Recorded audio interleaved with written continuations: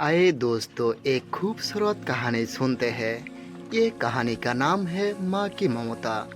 रोमेश जो 25 साल का है, उसकी नई नई शादी हुई है और उसकी एक खूबसूरत पत्नी है। दोनों हनीमून के लिए हिमाचल गई थी, जहाँ उन्होंने 5 दिन बिताया। अब उसके अपने घर लौटने का समय आ गई थी। दोनों अपने कार में बैठकर नोएडा के लिए निकल गई। रात के 10 बज रहे थे। अब वो हिमाचल की घाटों के पार करने के लिए वाले थे। सड़क बिल्कुल सुनसान थे और गाड़ी बहुत तेज गति से जा रही थी। तभी अचानक रमेश ने अपने कार के सामने एक महिला को देखा, जिसने लाल साड़ी पहनी हुई थी। वो दूर से ही हाथ हिलाकर गाड़ी रोक रही थी।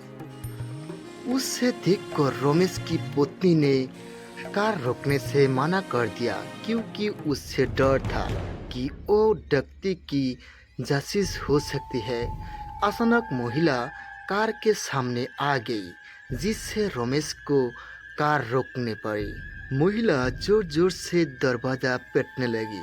उसकी चेहरे के भाव से ऐसा लग रहा था जैसे वो किसी बड़ी मुसीबत में फंस गई है।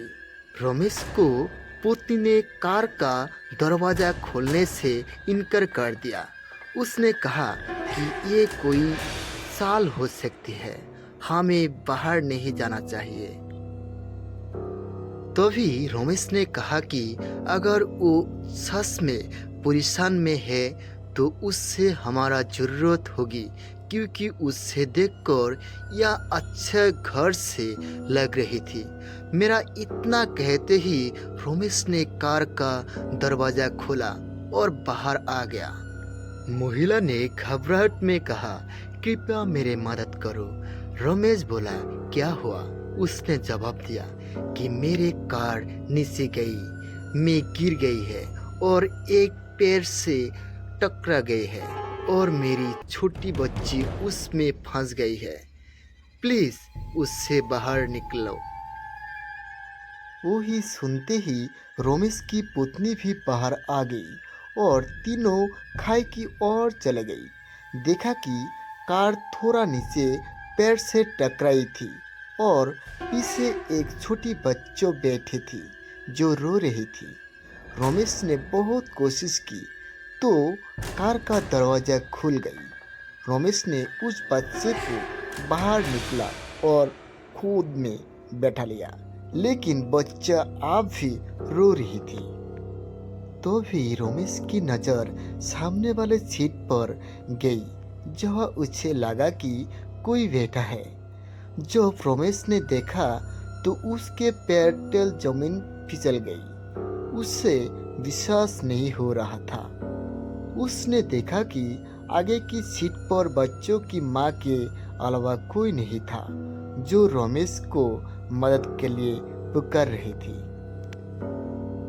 रमेश ने देखा कि उस महिला के माथे से खून निकल रहा था और वो ही मर चुकी थी। रमेश की पत्नी उसके पास आई और वही भी उससे देखकर हैरान हो गई।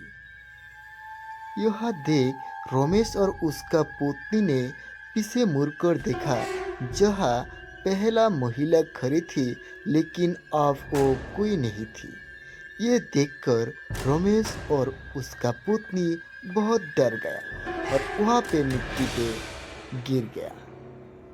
उसके बाद रमेश और उनका पत्नी को क्या हुआ, ये देखने के लिए ये वीडियो के साथ जरूर बने रहना।